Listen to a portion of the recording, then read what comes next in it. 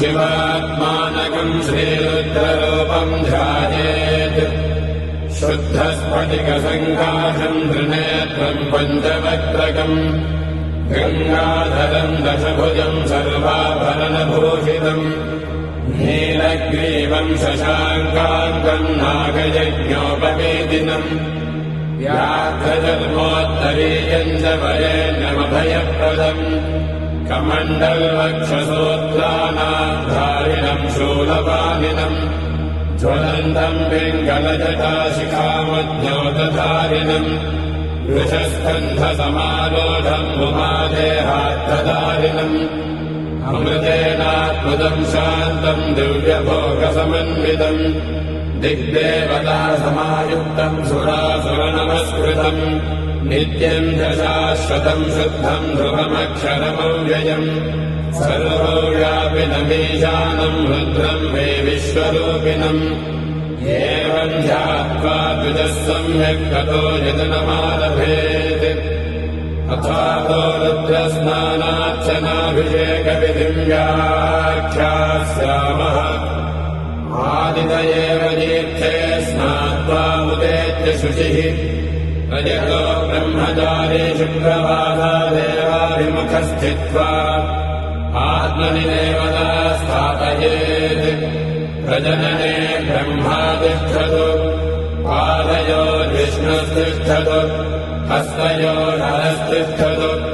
बाह्वो इन्द्रस्तिष्ठतु जठरे अग्निस्तिष्ठतु हृदये शिवस्तिष्ठतु कण्ठे वसवस्तिष्ठन्तु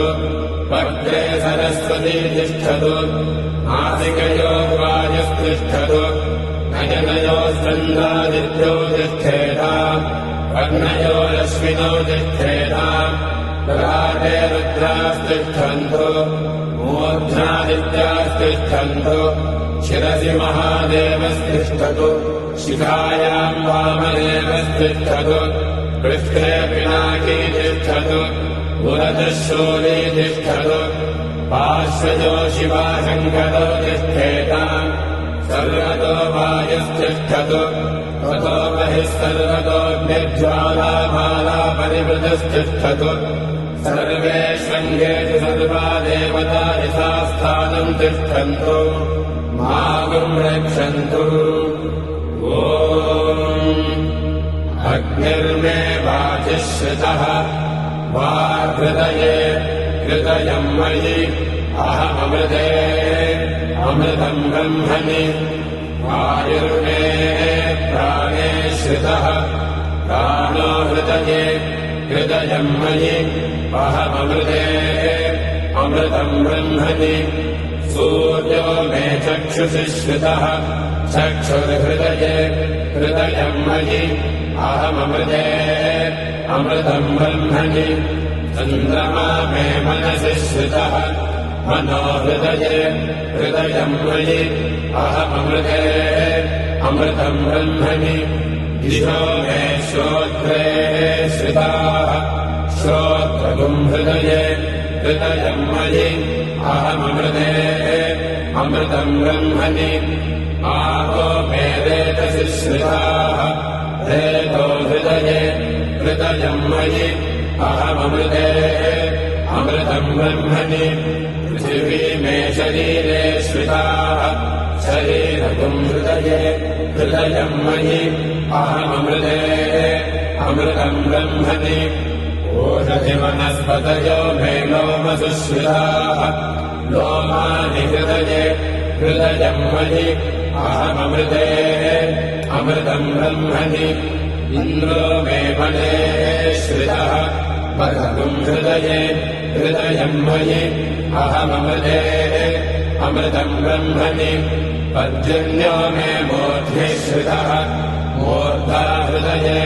हृदयम् मयि अहममृते अमृतम् ब्रह्मणि ईशानो मे मन्यो श्रितः मन्यर्हृदये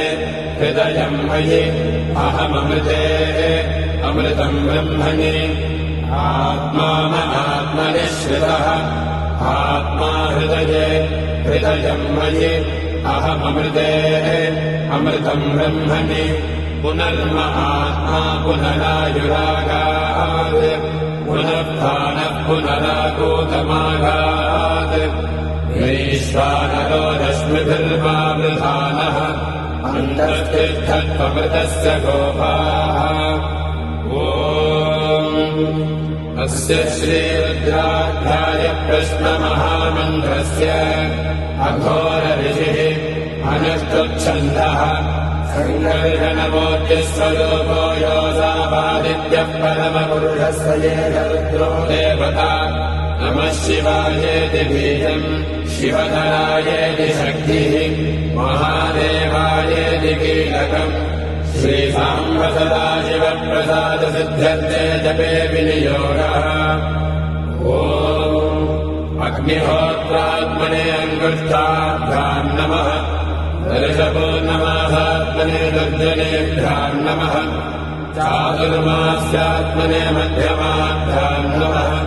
निरोधमधुबन्धात्मने अनामिकाभ्याम् नमः